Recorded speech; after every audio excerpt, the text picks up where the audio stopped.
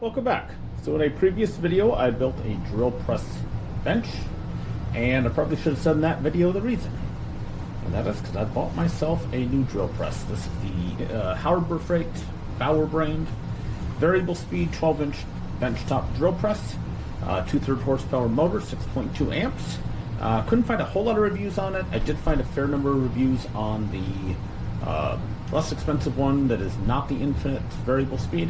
But overall looked great, definitely heavy, so we're going to take it out, see what it looks like, and go from there.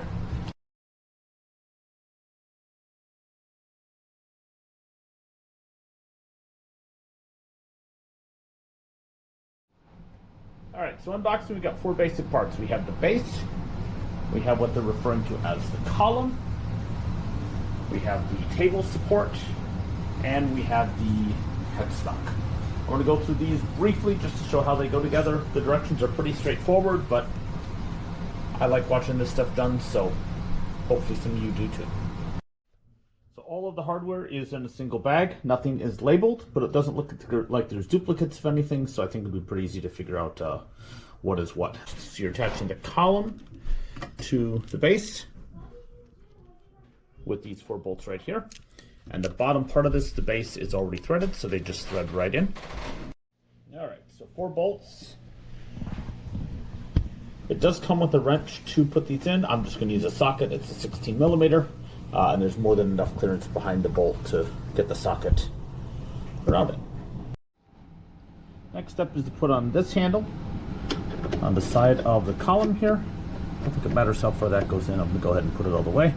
And this is what's going to raise and lower the table, which we're going to put on next.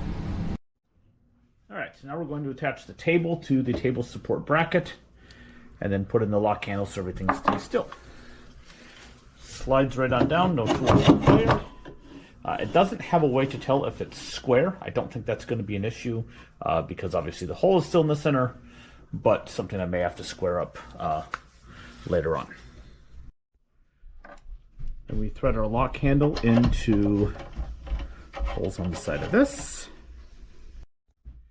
And when tight, compresses that just enough, I think you can see that there, to keep the table, and now that's solid. Next step is to get the headstock up there. I'll be back in a minute where I get that done safely. Alright, so that's up.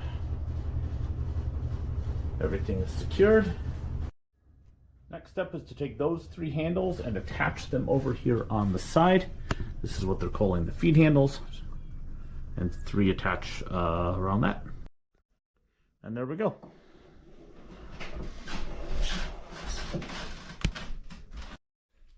Alright, so the next step is to clean the arbor, which comes with the hardware package, and the chuck, which comes in a separate container.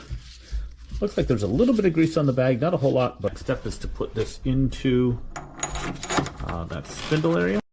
The last step is to take the chuck, open it as wide as it will go, and then you're going to take it and actually slide it up the arbor, and then take a piece of wood to hold it so you don't damage it, and give it a couple hits with the hammer. Alright, so a couple other things that I missed or were maybe not in the directions.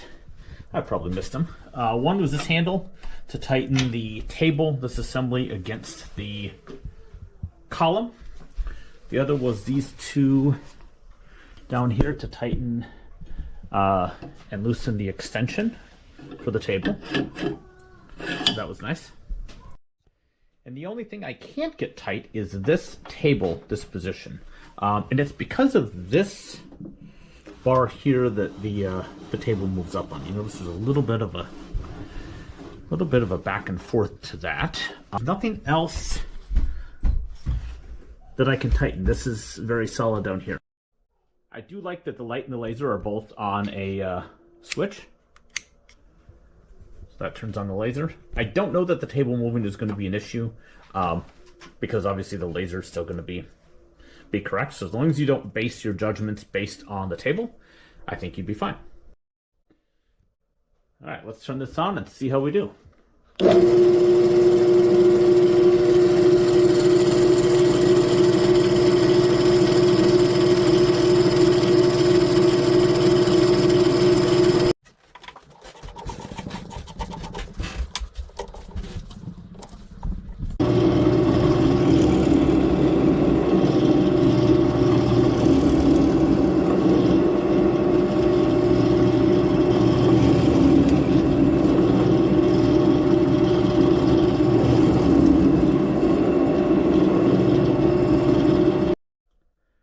So I played around with this for a fair amount, and I got to admit, I like it. For a $300 drill press, it does the job. It's got a lot of features I like. I like how robust these parts are. The column feels sturdy. The table feels sturdy. The chuck, there obviously there's some vibration there, but it's not the chuck. I can't get the chuck or the arbor, any of that to move. And going down into the wood is very smooth, so I'm pleased with that. I like that it's a digital readout. It does have a chart on the side for recommended speeds. When I was deciding between this and the smaller unit, it really came down to the automatic or the infinite speed. I have an Excelsior 5-speed lathe, and I will be the first to admit that I don't change the belts, so I do everything at the same middle of the road speed. I don't know that it makes a huge difference in wood turning. I haven't noticed it, but I feel like for drilling different materials and that kind of thing, you probably do need to be a little bit more cautious. The only thing I'm not certain about right now, and this really isn't even a complaint, is the fact that this table moves because of that side column. And it's not a whole lot. We're talking probably 1/4 of an inch. I did notice when I put the piece of wood down, if I just pulled it back to this far right-hand position, everything lines up perfect. So for a $300 tabletop benchtop drill press, 12-inch variable speed, I am super impressed. And I will point out, I bought this, was not on sale, but they told me when I bought it, if it goes on sale in the next 90 days, hold on to that receipt and they will honor the price. Don't have to bring the tool back. They'll just credit your account. Ideas, suggestions? I've got lots of projects coming up with this. I do need to build a table for it. I'd like to have a plate under this just so that I don't get tear out. Lots of projects coming up that I needed this for, so stick around. Subscribe if you haven't, and we'll see you on the next one. Thanks for watching.